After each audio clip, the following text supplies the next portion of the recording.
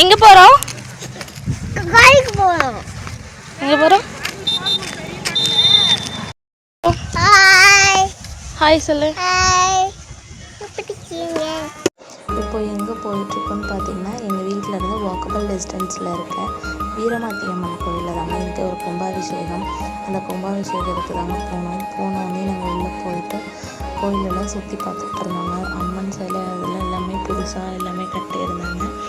அதெல்லாம் வந்துட்டு எல்லாத்தையுமே கோயிலெல்லாம் சுற்றி பார்த்துட்டு கோயிலை சுற்றி கும்பிட்டுட்டு எவ்வளோ கூட்டங்க, பயங்கரமான கூட்டம். நானே எங்கள் பையன் ஓரமாக நின்று சுற்றி பார்த்துட்டு நின்றுட்டு வேடிக்கை பார்த்துட்டு இருந்தேன் கொஞ்ச நேரம்.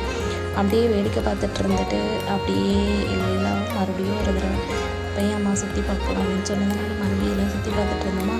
இப்போ ஒரு இடத்துல தீர்த்தம் கொடுத்தாங்க.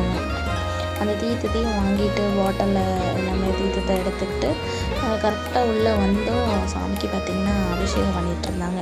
மஞ்சள் அபிஷேகம், இளநீர் அபிஷேகம், அதாவது கும்பாபிஷேகத்துக்கு தீர்த்த குடம் எடுப்பாங்க இல்லையா, அந்த தீர்த்த குடம் தீர்த்தம் எல்லாமே அபிஷேகம் பண்ணிகிட்டு இருந்தாங்க. அந்த அபிஷேகத்தையும் கண் குளிர அம்மனை பார்த்து தரிசித்துட்டு மனசார எல்லாரையும் நல்லா வச்சிட அம்மா அப்படின்னு மனசார சாமி கும்பிட்டுட்டு அப்படியே நம்ம கொஞ்ச நேரம் நின்று அலங்காரத்தையும் பார்த்துட்டு இருந்தாங்க. அபிஷேகத்தை என்னென்ன அபிஷேகம், இளநீர் அபிஷேகம், மஞ்சள் அபிஷேகம், அந்த மாதிரி அபிஷேகம்லாம் பண்ணிகிட்டு இருந்தாங்க. அந்த அபிஷேகத்தையும் பார்த்துட்டு அதுக்கு முன்னாடி பார்த்திங்கன்னா வேல் இருக்கும், அது இந்த வீரமாத்தி அம்மன் அந்த இது அதை பார்த்துக்குவாங்க.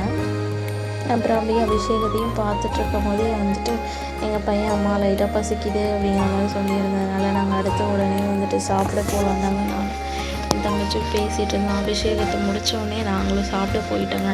அங்கே போயிட்டு நாங்களும் சாப்பாடு, கூட்டு, பொரியல், ரசம், இந்த மாதிரி மோர் வெரைட்டிஸ்லாம் இருந்ததுங்க. போய் சாப்பிட்டுட்டு உடனே வந்துட்டு யாகசாலையில் சுற்றி பார்த்துட்டு இருந்தோங்க. அப்படி யாகசாலையில் சுற்றி பார்த்துட்டு இருக்கும்போது யாகசாலையில் ஒரு மூலையில் மஞ்சள், தாலி கயிறு, அந்த மாதிரி வளையல், இந்த மாதிரிலாம் கொடுத்துட்ருந்தாங்க. அதையும் அப்படியே அம்மன் அருளால் அம்மன் கொடுத்த மாதிரியே வாங்கிக்கிட்டு அப்படியே நானே எங்கள் பையனை வீட்டுக்கு கிளம்பிட்டாங்க. தேங்க்யூ. வீடியோ பிடிச்சிருந்தா லைக் பண்ணுங்கள், ஷேர் பண்ணுங்கள். தேங்க்யூ.